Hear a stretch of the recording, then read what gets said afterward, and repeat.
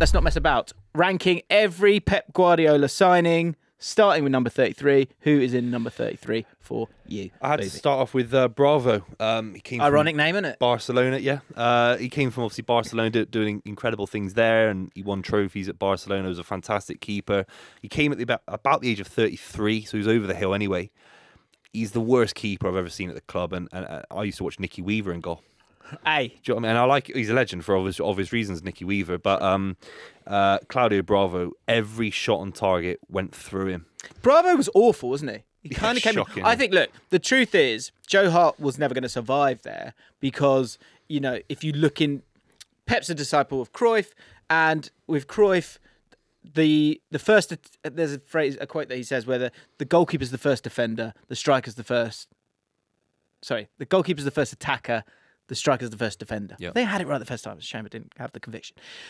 So Joe Hart, in terms of his passing, was just never going to be it. No, I'm guessing. and Bravo was meant to be all about his passing, and then, you know, a little bit, you know, ideally a shot stopper, and he couldn't do it. He couldn't do anything under pressure. There was a game, Leicester City. They beat us 3 or 4-1, I think it was. Vardy was having a field day, and it was all down to Bravo. It was shocking. Solid amount for a goalkeeper, but yeah. It was a lot of time. That's before Alisson went for 75. That's before Ederson went for 40. That's before Kepa went for 75. That was a lot back then for a 33-year-old. Do you know what? I guess he was at Barcelona, obviously.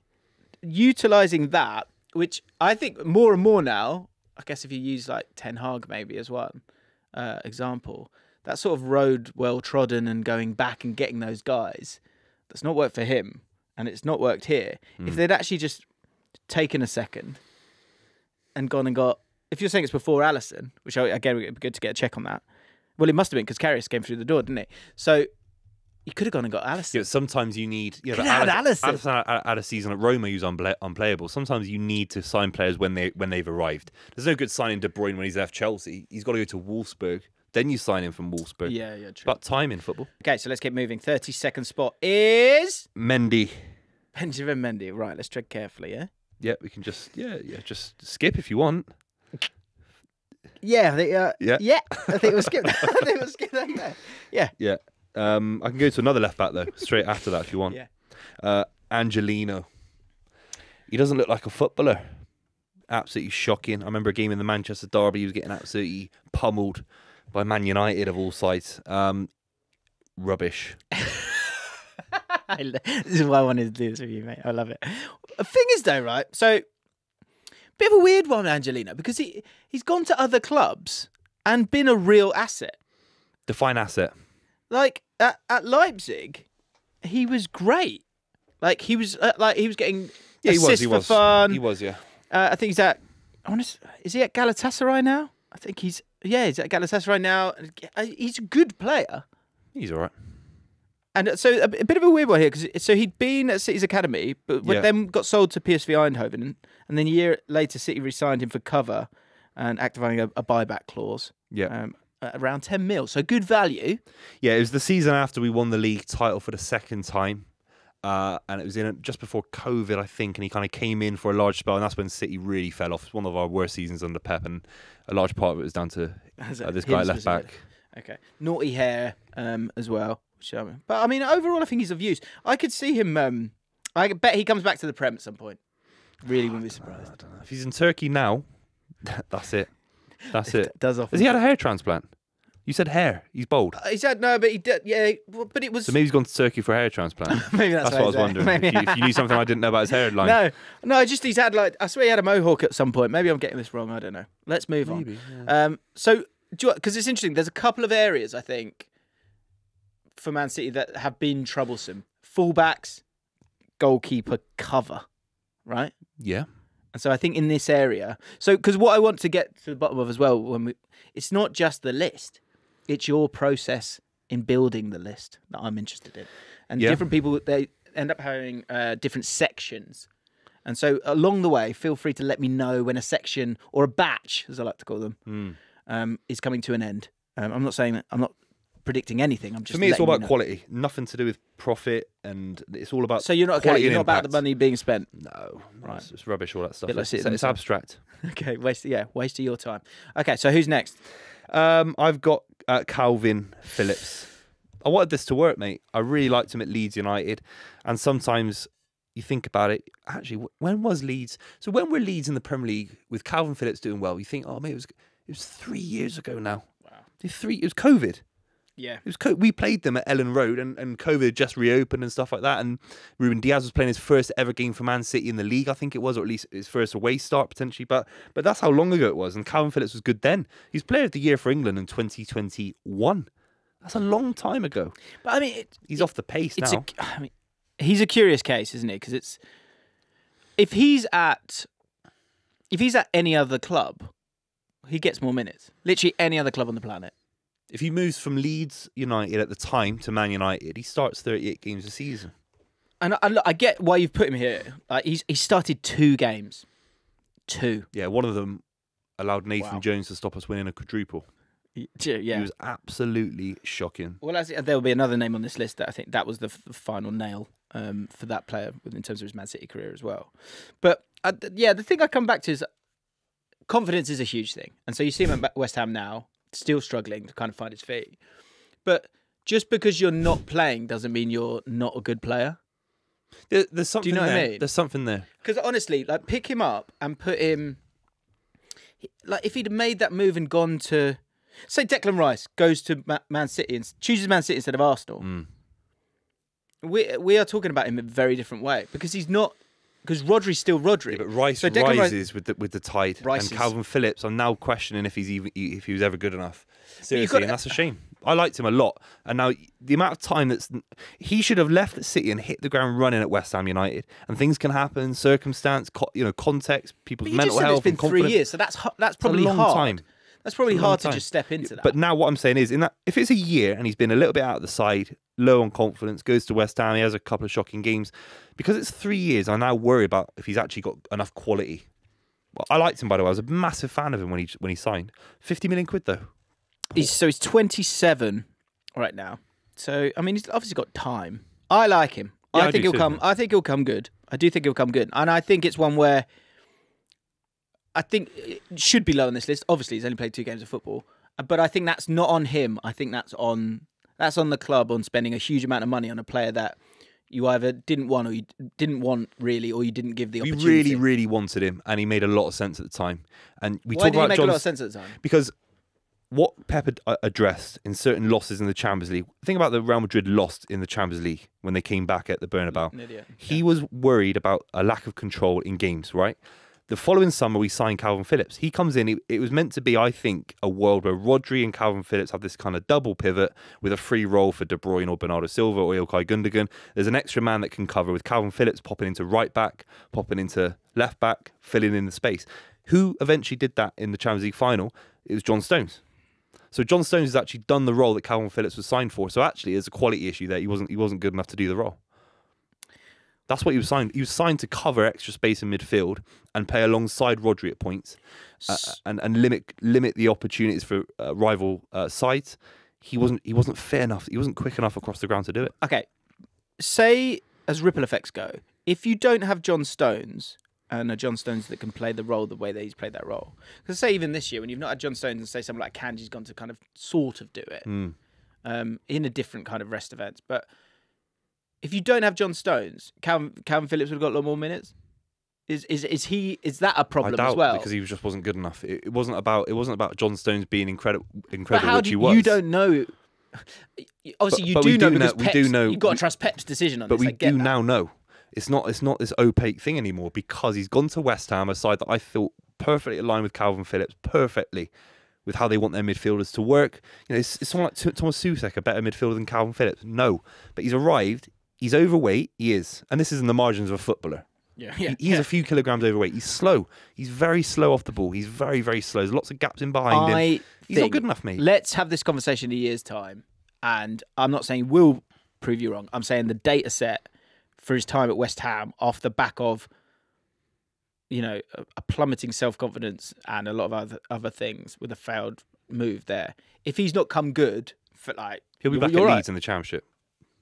There have been rumours. I've seen that. Okay, Phillips is 30th on the list. Who's 29th? Ferran Torres, and I'm glad to see him go.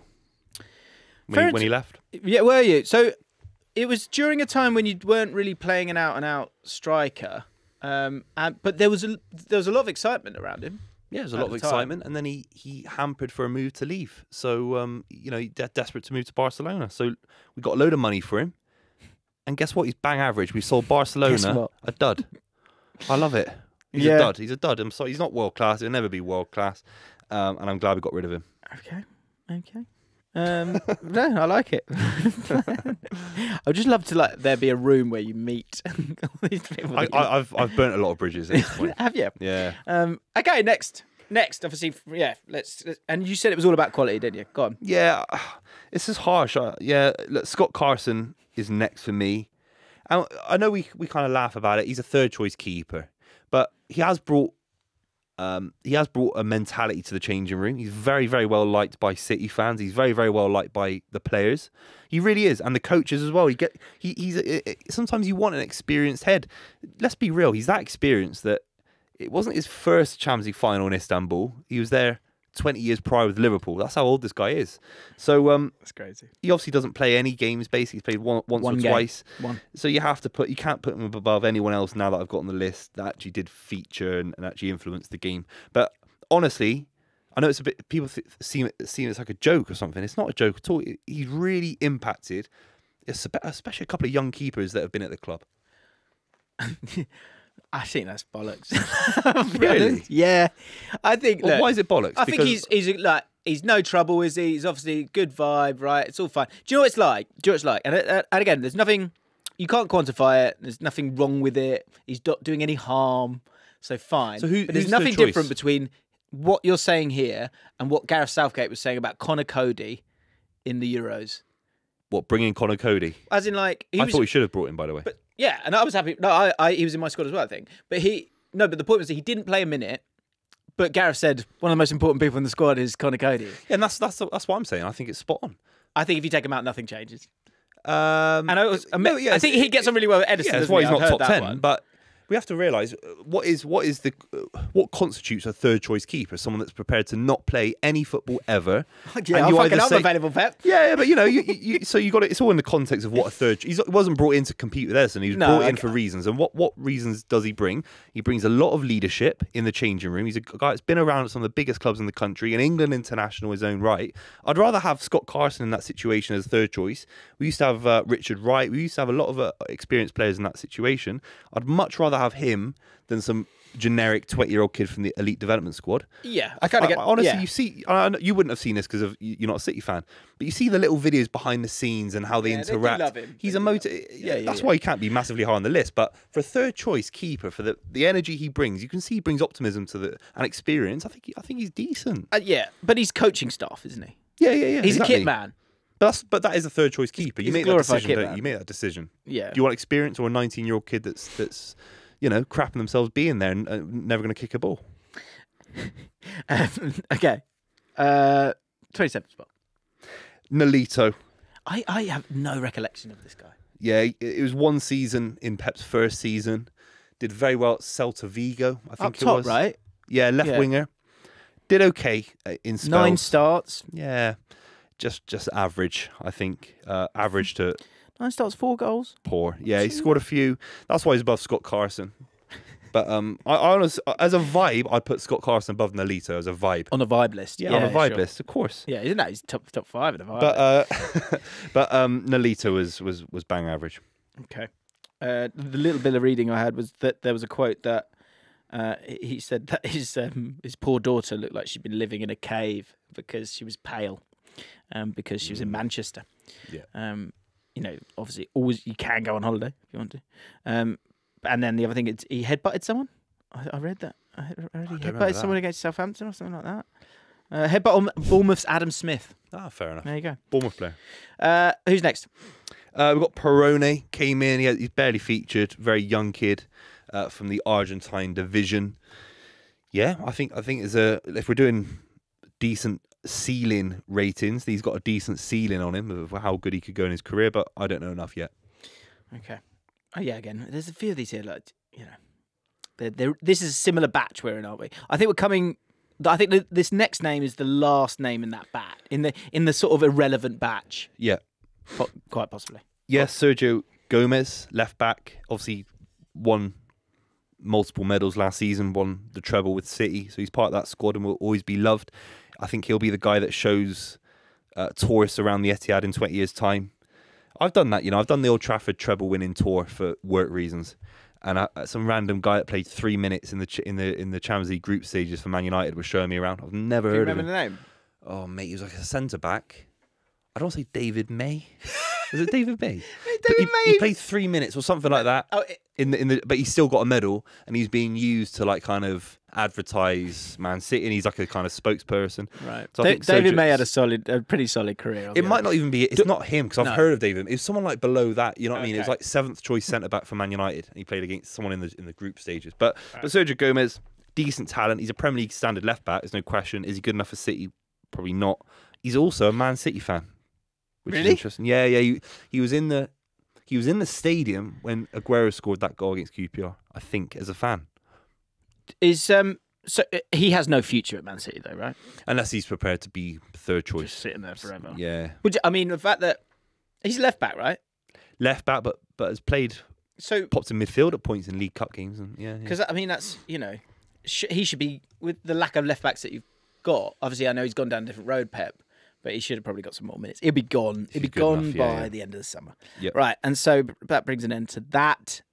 We've now got some names that are a bit more involved, I think. Go on. Yeah, Nunes from Wolves, not featured at all, not trusted in big moments. He's basically, as a light for light, replaced Ilkay Gundogan. And what does that say to you? That was the aim. Yeah, that's the aim. Yeah. He's very similar to Ilkay Gundogan in the sense that he's a guy with legs, with energy, that can arrive in the box. He scored a beautiful goal, well, a couple of goals for Wolves in a similar fashion. He's not good enough. How immediate was it for you, the feeling that he's not good enough? Did you have, because sometimes with a transfer you go, I'm not really sure about this one. This doesn't feel exciting to me. It might have been his first game, honestly. There was a moment, I can't remember. It was against a Big Six game. Might have been Chelsea or Arsenal, one of these early games in the season. And the ball just kind of didn't stick to him. It didn't look good on the eye. And I thought, this guy's skinny. He's got a good attitude. What's the... Wolves fans would probably feel a little bit different about that. But what's the best he can be? I've seen stranger things where he could stay in the squad for a couple of years, and Fabian Delph was Fabian Delph was a good midfielder, by the way, far better than Matheus Nunes in my opinion. Different players, of course, but I think he's a bit disrespectful, Fabian Delph. Yeah, I do too. I also before Man City, when he was at Villa, and he was fit. Yeah, he was a bit of a monster. When he was at Leeds, he was a monster at Leeds United. Yeah, monster at Leeds United. So, because I think what's probably a good question here with some of these guys at the bottom of the list is what is their level? He's West Ham. We've already replaced him. We're going to get Paqueta. Seriously. Straight swap. Yeah, literally. I think he's out. Who's next? Kovacic. I can't stand this guy already. Yeah, I noticed that in the last pod. Yeah, I know it's harsh. He might have a role to play. Rory osmosis? Yeah, it is a little bit. I spent too much time with Rory. I don't think he's a fan, is he? I'm a huge fan of Kovacic before he joined, because I love anyone that can control a game of football. That's the thing that turns me on the most in football. Someone that can honestly never lose the ball, plays the right pass. The control is through them.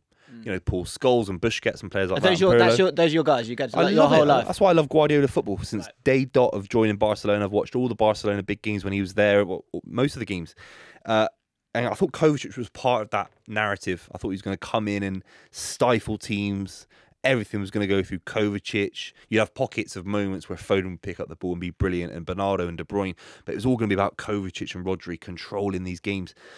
And he's bang average, man. He's bang average. Side to side, slow, injury prone. And I'm worried he's bringing that Chelsea loser instinct into the changing room. The side-to-side thing that's kind of par for the course a little bit with the way that Man City play. But the desire to play the ball forward, you just don't see that. There's a time and a place. Gareth Barry used to play it side to side, but there's a rhythm to it. And Rodri plays side to side. You basically football's 95% playing it side to side with a 5% gamble that you play it through the lines or you take it on yourself. He plays everything back. He almost plays it backwards more than he plays it forwards. Seriously. Okay. And so again, how long's he got here? And also, actually, so for some of these guys who are here now, if we do this again in 2 years' time, do you think Nunes will drop down? Do you think his trajectory is going to annoy you more? Or do you think he'll go and he'll just stay in 24th? And same with Kovacic. Do you think Kovacic could... Because Gundogan, like, the first couple of years were fine. And then he went to another...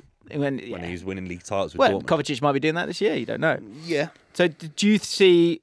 If they were to move up or down, where do you see those two moving? I see Kovacic potentially moving up because there's a role to play for him if City are 1-0 up against Real Madrid. It's a tight game in the second leg.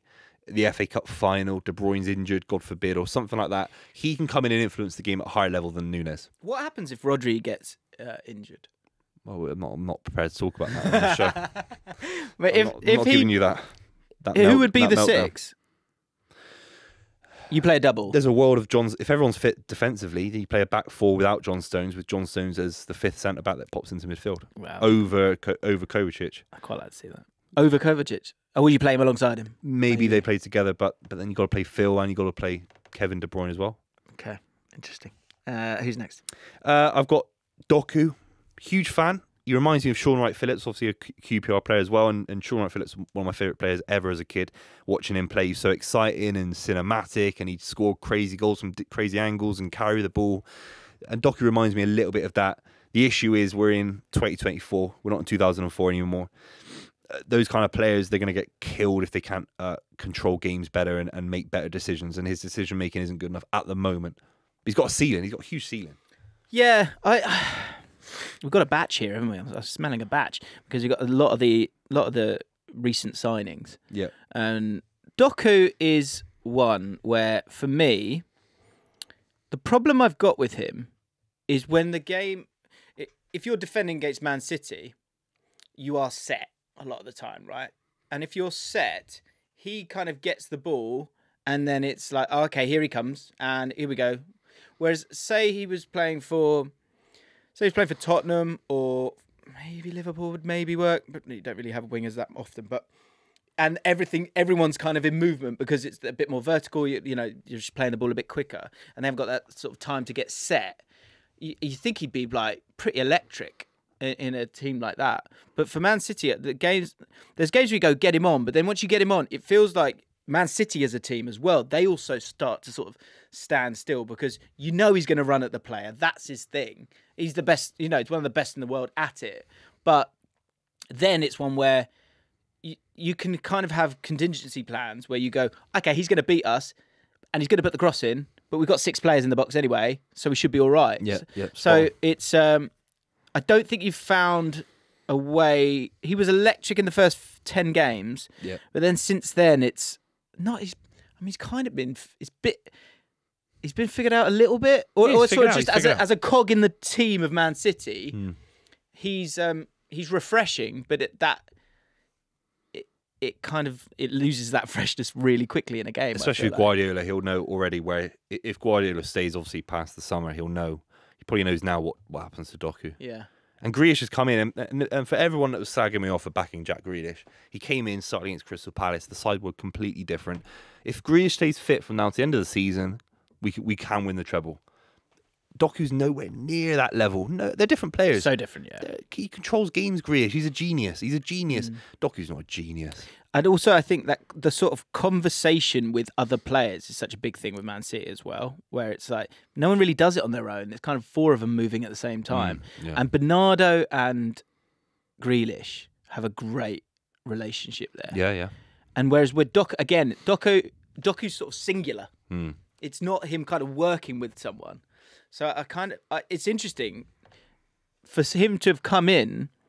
You feel like there's maybe a decision to be made or has already been made on him? Yeah, he needs to improve massively. But it's one season in, and what do you want him to do? Because actually, we've seen his dribbles it's kind of coming down a little bit. The amount of times he dribbles, it doesn't surprise me. And then I think if he stays, you'll see him lose his game, and he'll have to do that to sacrifice it for the greater good of Man City, or he'll leave. Will he be still at the club at not the start of next season, start of the season after? No.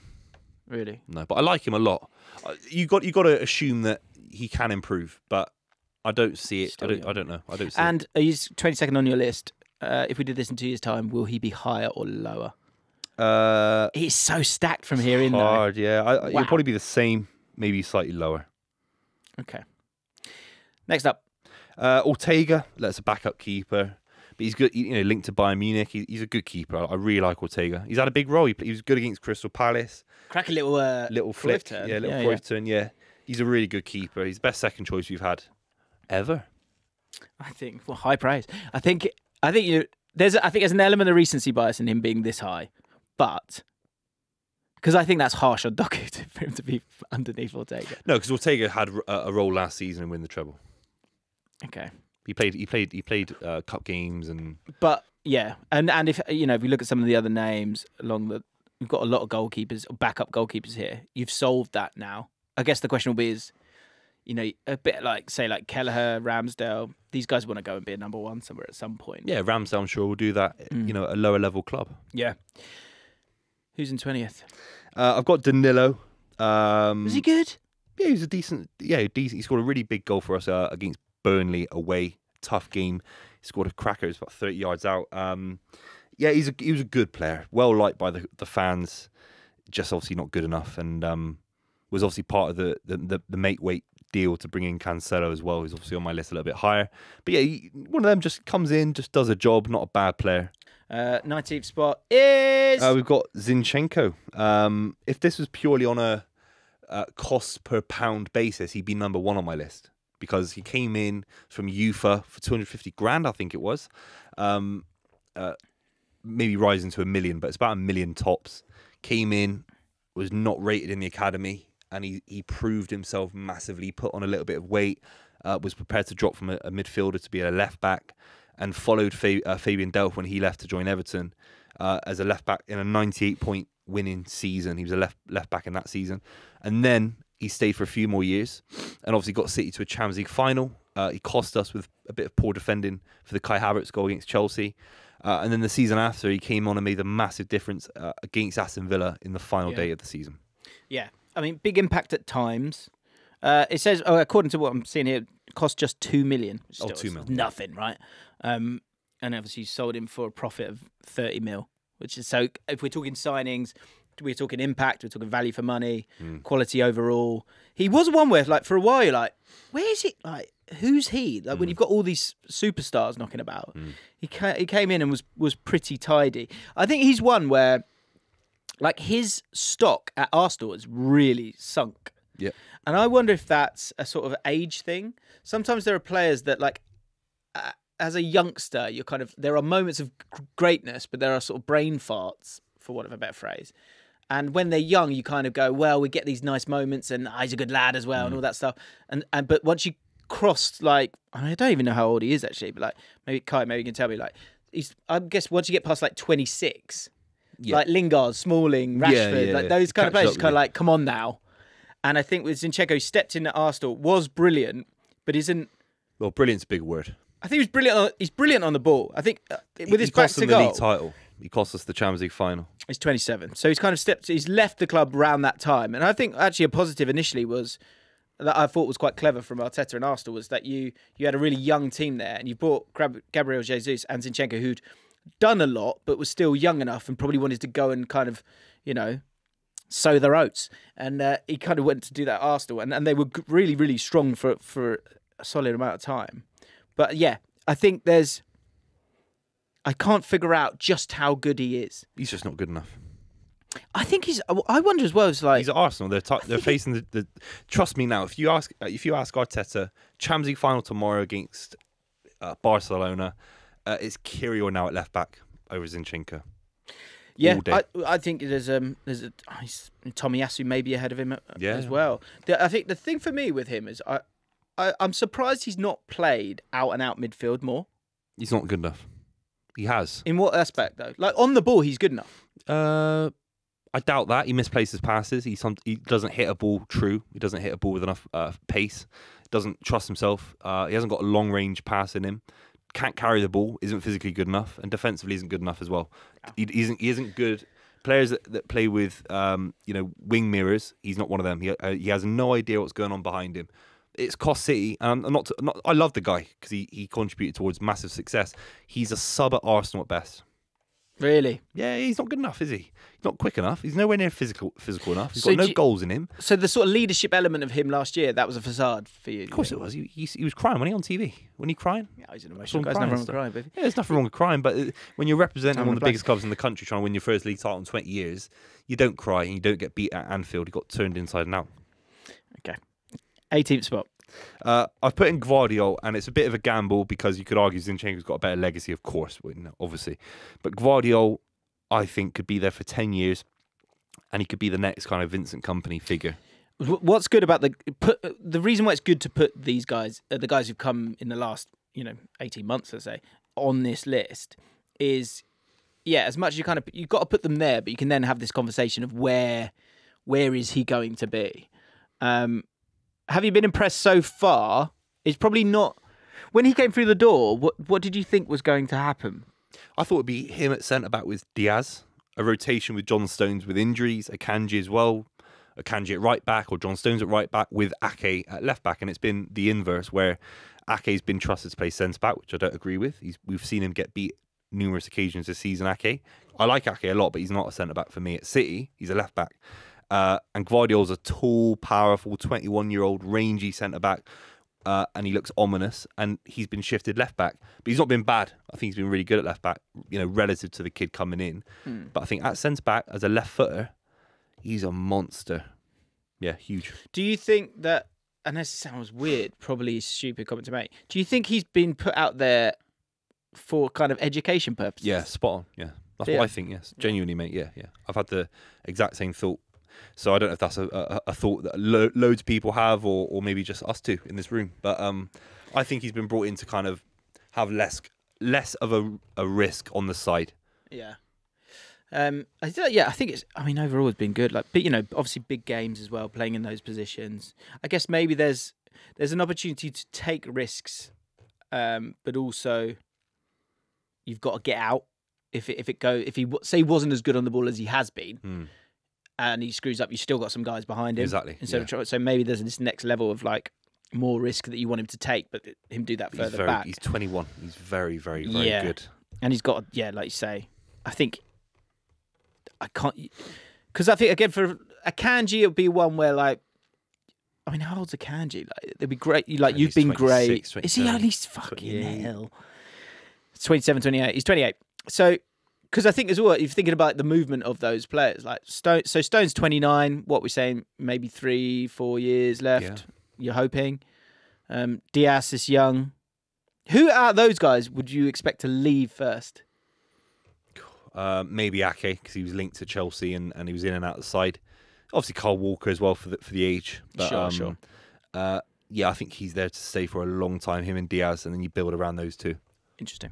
Okay, so he's in 18th spot. So, and again, if we do this in 2 years' time, does he get past? Have a look at your list here. Does he get past any of those dudes?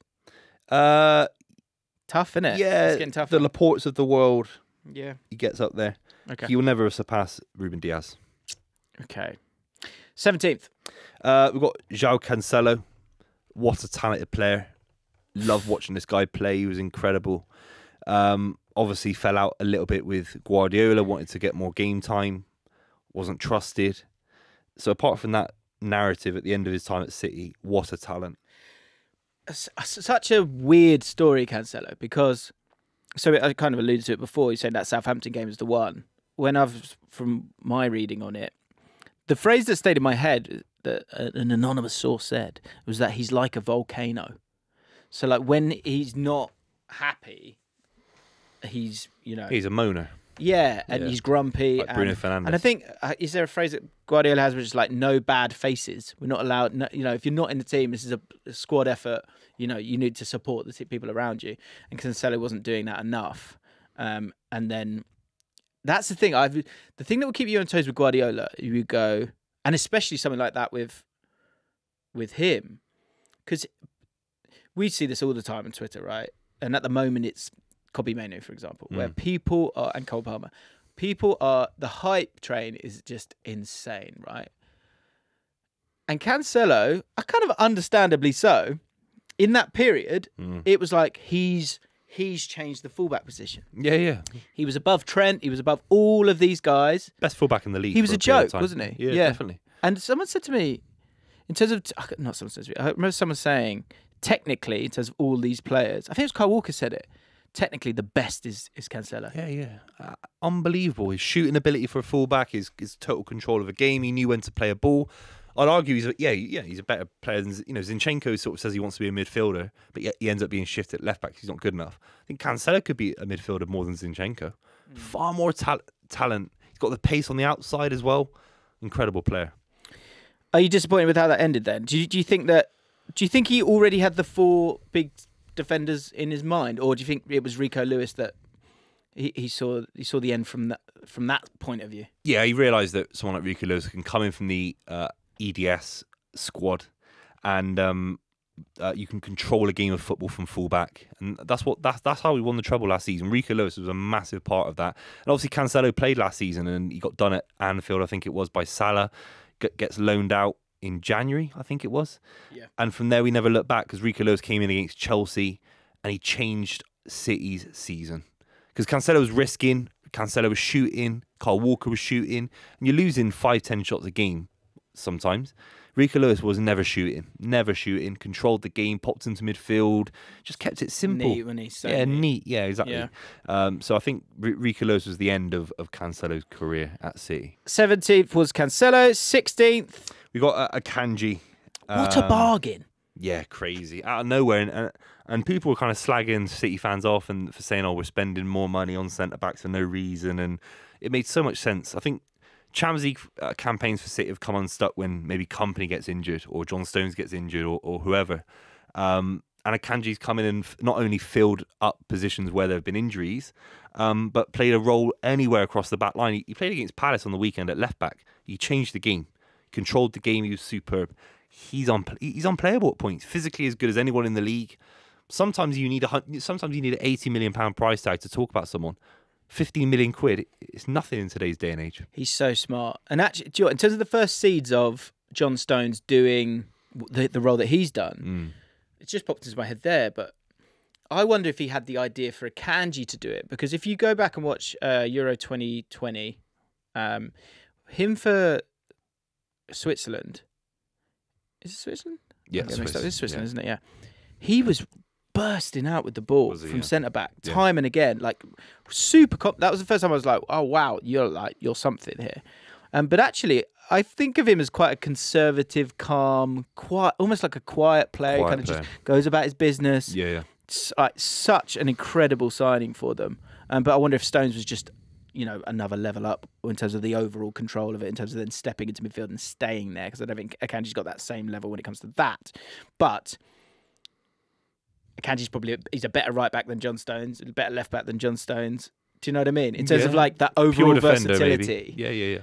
Yeah. He's amazing. And for him to get to 16th on this list, like you're about to hear all the other names, like I think that speaks for That's a ceiling, I think, yeah. Yeah. Okay, 15th. We've got Laporte. I wish he'd stayed longer. He's gone to Saudi Arabia way too soon. He's as good as any centre-back I've ever seen play for the club. He's come in and out with injuries. He's come in and out in terms of his time at the club is not as long as other players. The more I talk about it, the more I want to put him higher on the list. But he left at a point in the season where City gone to win a treble. It's a shame really he wasn't really involved in that campaign because he was instrumental. He sort of disappeared, didn't he? There was injuries, wasn't there? Didn't he? He finished off one season kind of with an injury and then was out for the rest of the next season. Yeah, but he's so good, mate. He's so good. He must be the best left-footed centre-back the league's ever seen. I can't think of too many others. Maybe that's a ridiculous shout, but the more I think about it, he's certainly in the modern era then. His left foot, he was out of this world. And there was a season where Van Dijk won the league with 99 points and he was the best centre-back. The season before, Laporte was a better centre-back. Really? Better than Van Dijk. But it's a season. But he was a better centre-back than Van Dijk. I maintain that. He was out of this world, Laporte. In a different video, on a different list, if the parameters are that it's for one game and it's that player at their best, forget about any kind of history. Is he during this time? Does he make it in there? Yeah, maybe. It's close. Yeah. The issue is with Company and Diaz, Stones, you run out of positions. As a pure, if you have to have a left-footed centre back, wow, I've not seen anything like it. But they're rare because you want balance, don't you? You want someone that can play it on the outside, on one side of the pitch, on the outside on the other. Not everything has to be cutting in on their right foot. He's so good, man. And he came from Bilbao. He brought this kind of quality from that side in terms of how they play in Bilbao. What a player. Okay. Right. Enough defenders. Let's have an attacker. 14. Yeah, we've got Julian Alvarez. I can't put him higher than on this list because it's still new. But he's come in and he's brought this motivation, this energy, this kind of classic Argentine doggedness. He hurries players. He makes the City side quicker. I think he's got a lot of room to improve on his finishing.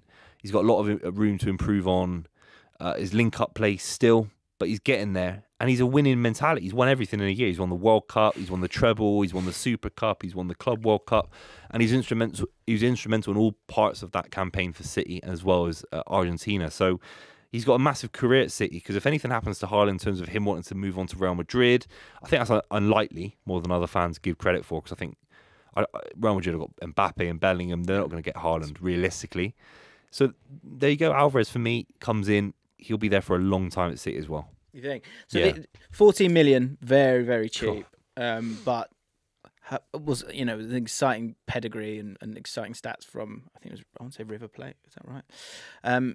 But he's come in, like you say, that to have a year like that, I think to go on and then be better from a personal point of view, I think says a lot. I think in terms of winning that World Cup as well, he wasn't a starter initially and then became a starter. I think that's impressive. One thing I was going to put to you, which I don't know if it's right or wrong, feel free to tell me I'm talking shit. Is he enough of a sort of star ego, or is he meek? Is he too meek to be the number one guy? Like you say, if Haaland goes, if Haaland stays, he's got to work around Haaland for the rest of his career at Man City. If not, and he then steps into it, then has he got the minerals, the size, because it's such a change from a Haaland who's a monster to Alvarez who's kind of more like he's not like an Aguero either, is he? He's not your out and out centre forward. That's the issue for him. You don't really think about him like that. No, you're talking about Haaland. The reason he's not replacing Haaland is because he's not as good as Haaland, and he's not Tevez. He's nowhere near Tevez. He's got the nationality. He's got the flag on his passport. He comes from Argentina. Yeah. And he's a superb talent. He's quite a slim guy as well, physique-wise, isn't he? Works hard like Aguero used to do. Or I Tevez. quite struggle to compare him to another striker. Well, what I was going to say when you said about meek is, Ole Gunnar Solskjaer was meek when he was at Man United because he was prepared to sit on the bench. And he was a professional bench player. And he loved that. And fair enough. And Alvarez is going to have to make a decision if he's good enough to start for City or not. I don't think Solskjaer wasn't good enough to start for Man United in many games. That's why he didn't start. With all due respect to him. Alvarez at the moment isn't good enough to replace Haaland. He's good enough to play with him, and that's happened a lot this season. They've played a two. But at the moment, he's not a world-class striker yet. So currently, I think this is interesting when you talk about bench player. In terms of his split of games, he's started 41 games. He's been on the bench for 27 games. So he's actually started more games. Oh, he's played loads of games. Yeah. Started he more always than features. you wouldn't have thought. I'm not sure you would have thought that, but I guess maybe the De Bruyne element, him He being features out instead of Haaland, basically. He features with Haaland is the factor. Yeah. And if that will continue. Yeah. Because that's so in the last podcast we were going through the strongest Man City 11 right now. He's the one who makes way, isn't he? Oh yeah, easily. He doesn't start for me against Real Madrid. Okay. Right. So yeah, kind of to the point that we were talking about there, in terms of being able to be the guy. The next guy is quite high on the list, but was never able to be the guy. No, again, he wasn't good enough in Gabby Jesus. Loved the guy. He came from Palmeiras. He actually has a massive role for Guardiola's legacy at City for a number of reasons. The first one is we signed him mid-season in Guardiola's first season, and we were competing for top four. We scraped third that season. Didn't win a cup. He came in and galvanised the City side in the back end of the season where we were flat. We were conceding goals because of Bravo, because of the likes of Otamendi and Kolarov and Sagna were in the back line. But Gabby Jesus formed a partnership with Leroy Sané with Sterling that was as exciting as I've ever seen as a front three. It was so mobile. It was so quick. He scored a bagload of goals in his first few months at City. And then a couple of years later, he scores a goal. He chips the Southampton keeper to get City 100 points.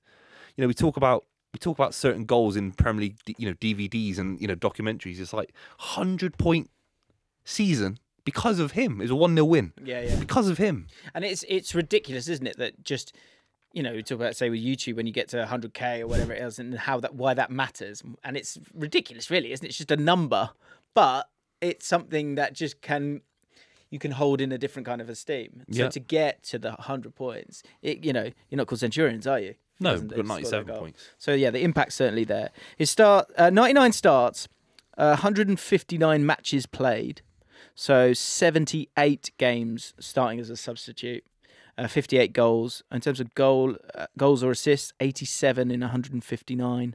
So sort of steady. It's really good. Did he fail or succeed? Oh, he succeeded massively. He didn't cost much. We made a load of profit on him. His lack of goal scoring acumen in big moments cost Arsenal the title last season, arguably. Maybe I'm being a bit harsh. He's now a rival player.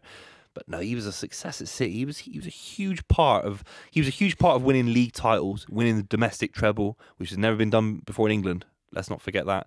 But winning the Champions League, that was a level a little bit beyond him. Okay. 12th spot. Nathan Ake. Bit surprised with that. That feels high. Yeah. The issue is Nathan Ake had a huge role in the treble winning campaign. People are going to talk about certain positions where players had to fill in for Roy Keane when he couldn't play in the Champions League final in '99, for example, and players have to step up. And Ake had to step up at left back, and he was trusted in big moments. Yeah, there was a season before he was getting linked to Chelsea. People were saying 40 million quid from Bournemouth. It's embarrassing money. And he fights for every ball. He works so hard. And there's an argument that all these unsung heroes, he's the number one of the unsung hero brigade that won the treble. He won a treble. He started in the Champions League final. He's absolutely superb. He's the one in a trivia in 10 years' time. You go, name that team. He's the one you forget. Do you think? I think so. Oh, that's harsh. No, just because I don't think that's harsh. No, because I think if you're ranking the centre backs on this list, he's bottom. Yeah. I'm actually ranking him as the best left back the City have had in many, many years. Do you know what I think? And he's a centre back. What's fortunate, and I think it's happening more and more, or sorry, I'm seeing it more and more. Who you are as a player, alongside the era of football that you're playing in, is massive. Because if we're playing normal 4-4-2, or even, just a few years prior, Ake's he's just not, because there's only two spots, he's not getting in at left back. Like, For what side? For most teams, he's not a left back. Like, he's a centre back. He's got a centre back's physique, but now we're seeing it differently. But Kyrgios, Arsenal currently top of the table. Kyrgios been playing left back there. I know, Ake's better than Kyrgios. But the point is that when you think left backs, you think Ashley Cole. Oh, fine, of course. Or full backs, you think Robertson. Yeah, you don't think Ake. So I think there's an element of fortune in that. But you got to take opportunity when it's there for you. So whatever. But no, very, very steady. I do like him. I think his ceiling is much lower than the others. For sure. Nearly in the top 10. Who is number 11? Yeah, we've got Jack Grealish next. Yeah, it's difficult. I think he's got the capacity to be in the top 3 or 4 if he stays at the club in the right way and keeps winning things. If he wins, I didn't realise you were such a big fan. I'm a huge fan of Jack Grealish. I'm number 1 fan on all football YouTube of Jack Grealish. He gets slagged off. People don't understand what he does. People look at the numbers. It's honestly the football narrative around Jack Grealish. It's embarrassing. He's one of the smartest players in Europe. He's one of those technically gifted players in Europe. He can do anything with the ball, and he's being asked to do something a little bit, selfless and contribute towards the side. He is so smart. He's a smart footballer.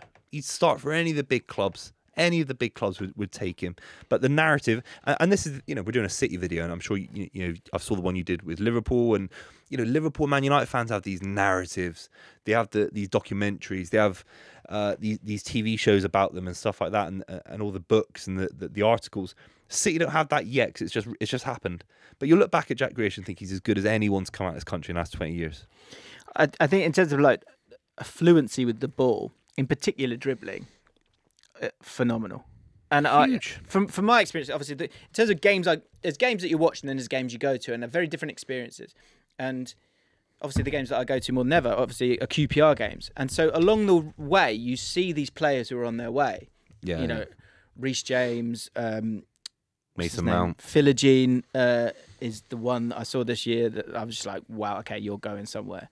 But Grealish, I remember Grealish playing against us, and I was just like, good God, like you are just something else. Yeah, Absolutely something. yeah. He's playing midfield, I think, that day. I still think there's a world where that could work. I agree. I like him there because he can go both ways. He can deal with tight space, win so many fouls. The best at winning a foul in the world. Probably, I struggle to think of a name of a player that can win you a foul better than Jack Grealish. No. Ever. No, he doesn't dive either. It's all legit.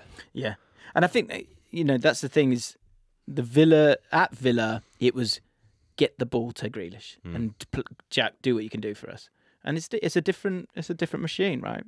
11th spot here, so 10 players have been better than Grealish. I guess I would chuck him down. You chuck him down because it's 100 mils and it's pricey, which I know you're not too bothered about. But I don't really care about that. Yeah, that's fine. He's got capacity to be top 5 when he retires. On this list, yeah. Yeah, There's a jump up there. There's a jump somewhere. Yeah. Above him is Leroy Sané.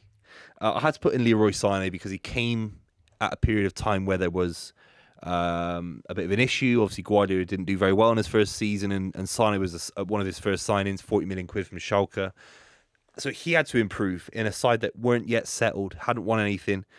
And within a couple of years, he's scoring a calibre of goals I've never seen, really, as a left winger. I compared him at the time to Gareth Bale when he first came, when he first hit his peak at Spurs. Not saying he's now since gone on to be what Gareth Bale did at Real Madrid, because he's not. I think he's plateaued at Bayern Munich, which maybe says a lot about the league. Maybe it says a lot about his ACL injury that he did in the Community Shield against Liverpool a few years ago. But Leroy Sané scored one of the most important goals we've ever seen. It was a 2-1 win against Liverpool 2019. It's the highest standard game ever seen. It was the margin of error that stopped Liverpool potentially being Centurion double winning, Champions League winning winners that season. Yeah. Wow. Leroy Sané scored the goal. Stop them doing that. They would have been. There's a good chance they would have been invincible and Centurions that season. The ripple effect. That's great. They got 97 points instead and came second. Started 68 games, played 90 in total. Do you think? How do I say this without giving it to you? In terms of his goals and assists, what do you think? Where do you think they would be from 90 games, 68 starts? 90 games, he scored 45, got 40 assists, something like that. You think he scored 40 goals? 40 goals? No, 30 goals? No, so he got 25 goals and he got 27 assists. I thought it was close to 1 and 2. I think quite a well-rounded. I think that's the thing I thought was quite interesting there in terms of like those assists numbers, really, really solid for him as well. Whereas you say someone like a Riyad Mahrez, more goals than assists, whereas Leroy Sané kind of was giving both throughout. I mean, missed opportunity in terms of him not having 200 games for Man City. Yeah, or do you think? Are you okay with it? Yeah, it's gutting, but sometimes you have to let a player go. Yeah, it's like when Sean Wright-Phillips went to Chelsea, and I was heartbroken. That's a different narrative, of course, but sometimes a player just wants to leave. They want to join a bigger club or go home. It felt like was there some kind of tension between him and Guardiola? Yeah. When I've been to City games during that period of time, obviously you sit on, most times you're sat on either side of the long side of the pitch, so you get to see Sané next to Guardiola for 45 minutes at least. The bollocking he used to get from Guardiola, it was crazy, but it was bad. He used to react to it as well. Leroy Sané is one of those. Good way. Well, good because obviously he improved as a player. It was constructive for large parts of it, but at the back end of his time at City, it wasn't good. It felt a little bit negative, if there was any negativity. And he's one of those. I think he went to Bayern Munich, wanted to be a big fish, and I really think he's plateaued, which is a shame. He should be in these Vinicius discussions. Rodrigo, Saka, Salah. He's got more talent in his little foot, his little toe, than Bukayo Saka. Way more talent. He had a great start to the season for Bayern Munich, but obviously everything's all fallen away a little bit there. But he's in 10th spot. In 9th spot. Yeah, got Riyad Mahrez. Slow burn this one. I think he's so underrated. Yeah. Mahrez. In terms of the all-time lists of Premier League players, I think if you ask people, write down your 20, I bet he doesn't get in many. No. But he should be in most. Yeah, of course. In my opinion. Yeah, of course. Sorry, talk to me about Riyad. No, yeah, it's he came in. It was a slow burn. he didn't always start games that he wanted to, but when he did get his teeth stuck into it, he was unplayable at points. He scored huge goals to get us to our first Champions League final as well, which is massive. It gets crowded out because obviously it's COVID. There was no one in the stadium basically in Portugal. It was that weird little tournament and stuff like that. But he was instrumental in that. He scored huge goals. I love Riyad Mahrez. I think his style is an interesting one, which I wonder. It's both like, because it oozes class so much. Like his touch from a long pass, it's like he's just like tapped it. Yeah, Whereas best touch I've ever seen. Oh my god! And will get you a goal. Like we on the last podcast we were talking about Gundogan, and if you don't win it this year, those few games where you needed to get over the line, which I think to be fair, like in the games that you've sort of had those moments of struggle. Actually, Rodri has often stepped up, or someone else has stepped up. But the big goals that Mahrez and Gundogan provide, and again, Gundogan, again we focus on him a little bit more, but Mahrez got a lot of goals, but because he's kind of sort of calm with it, and looks like he's playing five-a-side. I think sometimes you don't give him the credit he deserves. I think he's an outstanding player. 145 games, 43 goals, 34 assists. Yeah. Special. And his Champions League record was amazing in terms of the goals he scored. So many goals. Very important. Yeah, it had to be in the top 10 for sure. Okay, who's next? Erling Haaland for me. It might be low for some people. He's relatively new. He's been outrageous in terms of his numbers, but there's a small part of me that thinks City win the treble without him. Really? Yeah. Obviously, it's a butterfly effect in terms of you sign someone else. City nearly won City won domestic trebles without Haaland. So he had a massive contributing factor, and he's a legend at the club already for what he's done. And he scored 52 and 53 in a treble-winning season at the age of 21, 22 is outrageous. But I think the way City controlled the games, the way City had Ruben Diaz already and Ederson ready to go, I think there's a world at least City win the Champions League without Haaland. But he's a driving force for us winning our first one. It's incredible. Yeah, I think the thing with Haaland will be things that what you won't notice is that the dominance and the goals that he provides, sometimes they'll be in really comfortable wins. So if he scores 2 in the first half and you win 4-0, no one ever talks about that game ever again. But because it gives you that lead, once you've got a lead, the likelihood is you're going to get 3 points from that game, or you're going to win that tie. And so I think, in terms of people, enjoying players, it's obviously the big goals is one thing, individual goals is another thing, but I think the dominance that he provides, how that compounds, I think is actually something that maybe people forget a little bit, because even this year he's getting a bit of heat for his overall play, but he's not involved in overall play. His numbers are still really strong. He's got 36 goals and assists in 36 appearances. Relax, yeah. Outrageous. It's a joke. Outrageous. He's one where, how long do you think he'll stick around? There's a world he stays for 10 years, and there's a world he leaves within, I know it's a bit of a cop-out, it's one or the other, but I think it's either 10 to his 30s, or it's 2 more years after now. Yeah. So short, a 3-year total stay or close to lifetime. And why I say lifetime is because David Silva spent his prime, all of his 20s at City. Sergio Aguero, Vincent Kompany. It's a lovely place to stay, play football. He's 8th today. In 2 years' time, there's a chance he's... Think he'll be in the same spot?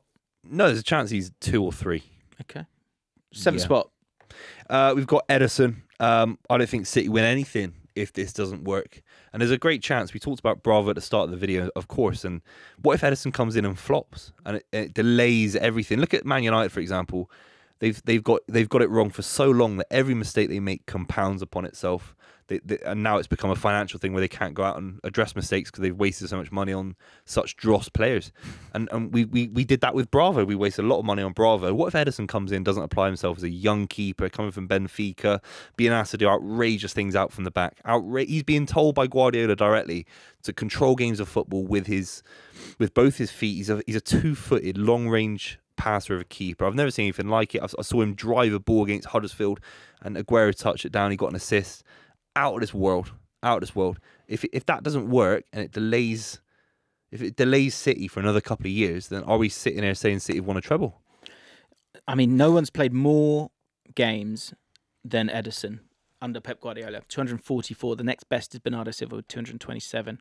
And I think another thing is, in terms of a good team that's going to suck in the opposition and then look to break, or even if that's not the case, in terms of a team pressing at them, your goalkeeper, 1, needs to get involved, 2, needs to be calm under pressure, and 3, needs to be able to play through lines great like mid passes as well. Yeah. His passing range is stunning. Ederson in 7th spot, in 6th spot.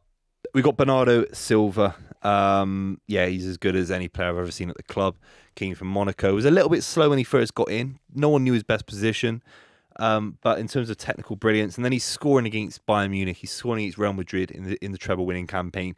Arguably, he's got more of an impact in these kind of games last season than De Bruyne did. You know, for some people, what a talent! Yeah, that Real Madrid Champions League semi-final at that one, and much bigger, I guess, egos and brands on that pitch. He was the one. Like in that first half, they could not deal with him. And you're right. I think he is elite as a right winger, as a left 8, as a right 8, as a deep line playmaker. He could play left back. He could play on that left hand side if he needed him to do it. He could probably play as a false 9 if you wanted him to as well. Absolute joke of a player. 5th spot. Ilkay Gundogan.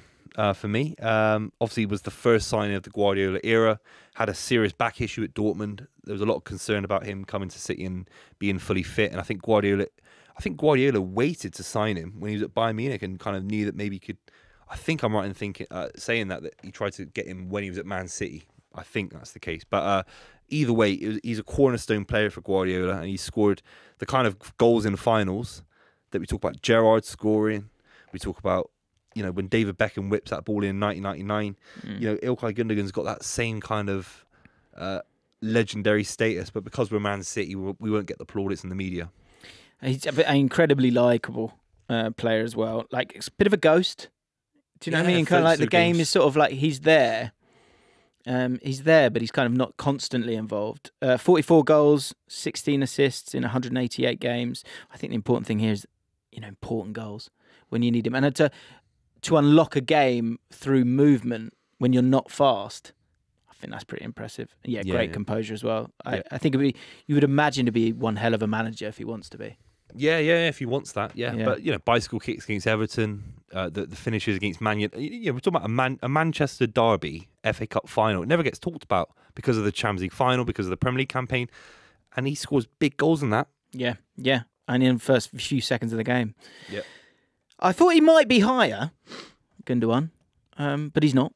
He's in 5th spot. So top 4. Who's in 4th spot? I had to put Kyle Walker ahead of him. I know it's crazy. Yeah, go on. Maybe it's something to do with the fact he's English. He's got this he understands the league. He came from Spurs. Obviously, a right back arguably has got less importance than what Gundogan could do from midfield. Gundogan missed parts of his time at City. It feels like Kyle Walker was basically never injured. Kyle Walker had an instrumental role against Vinicius Junior in the treble-winning campaign. He's the best right back. The fact you can even compare him to Gary Neville is a massive testament to his legacy in the Premier League. For me, he isn't as good as Gary Neville, but he's second by a country mile to the next player, whoever that is, Ivanovic or whoever it is. You don't put him top? No. I think more managers would pick Gary Neville. But Kyle Walker, it's just something about him. I just think the way he's connected with the club, I think he has to be a little bit above a few other players. Just interesting. I agree. I thought, he must have played. He's always there, isn't he? He's only actually got 3 more games played than Gundogan. What I will say, correct myself a little bit. Gundogan started 138. Kyle Walker started 179. So there's a big difference there.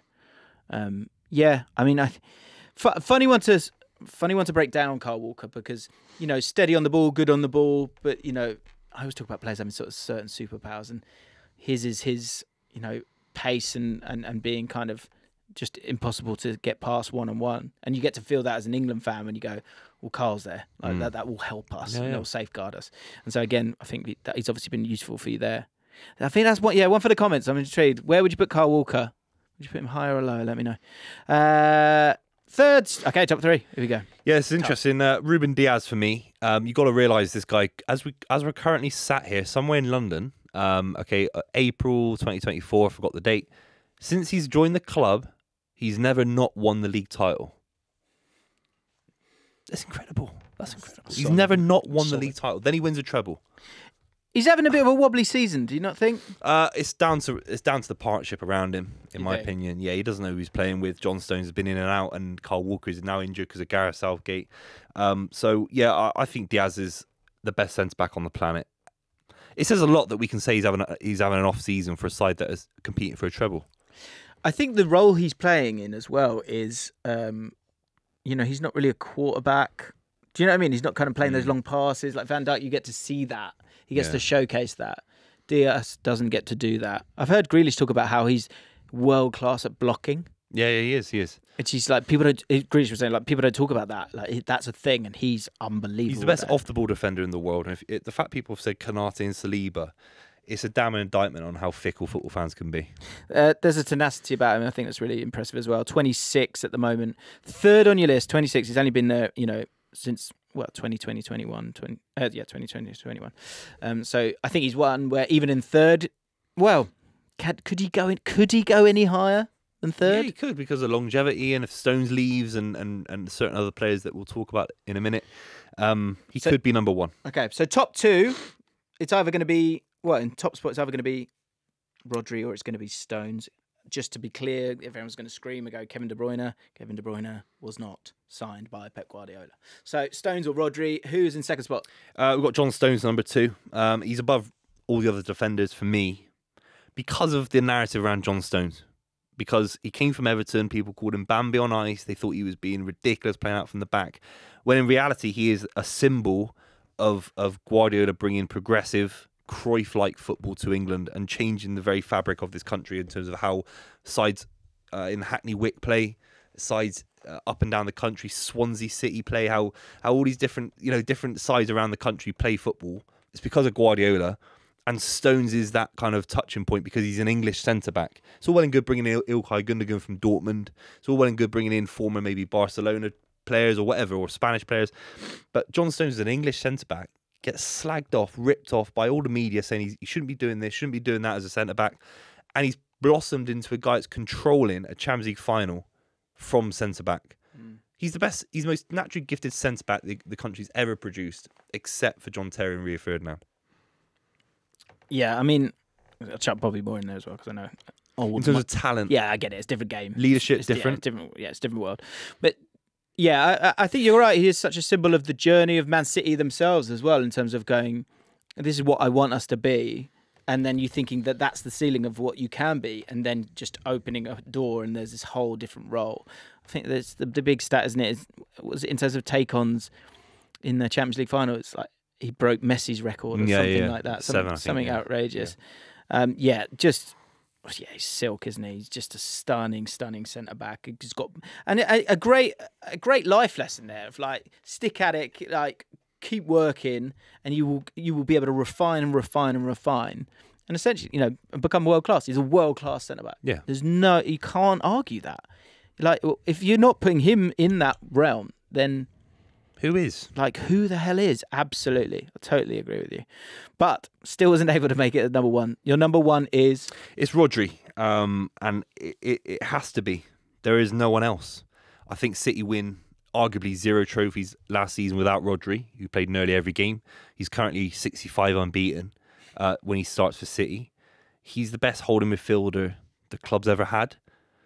He's the best holding midfielder of a generation in the Premier League, and I think he'll go down as the best DM in Premier League history. That's how good he is. He's so good. He controls a game. People talk about Roy Keane, Vieira. He's way better on the ball than those two. In terms of, when I say on the ball, controlling a game of football, understanding the rhythm. He's got a Pirlo-esque quality to him, a Busquets-esque quality to him. Then off the ball, he's bigger than Roy Keane. He looks like a centre-back. He's huge. I think he proved me wrong wholeheartedly, because and I think the thing that you've got to say about Rodri is, one, him on the pitch in the last 18 months, which I'll get to. But the thing that will get forgotten, but why he's such a good signing, is who he had to replace. To come in and replace Fernandinho, that is, and in the heart of a football team, where you are the linchpin, like you are, and you've got to be, And you have to be good defensively. You have to be a leader. You have to be having 100 touches a game, which he generally does. To be that complete is very, very difficult shoes to fill. And I think it took him a year to get to this level that he's got to now. But now that he's got to this level, it's incredible. Phil Foden spoke about him last week. He's saying he's our most important player. And everyone's going on about Foden right now, which is understandable, but Rodri is the most important player for them. And he was just shaking his head. The second thing in terms of him on the pitch, in a game where everyone is so drilled, and really the six is generally the guy who behaves. Yeah. To go and win games, to sort of, Aston Villa last week, Foden gets the plaudits, but there's a moment there where he takes on the defence, which is a massive problem if you lose the ball. Moves the ball quickly, little side pass back into Foden. Foden, okay, great finish. Yeah. But to create an unlock, to add that to his game, to add goals to his game, he is phenomenal. And absolutely the right choice is number one for me, personally. Thank you very much. I appreciate you saying that. Correct. I like that. No, I do think there's one or two that is incorrect. And that's not for me to dispute. It's for you guys to chat about in the comments.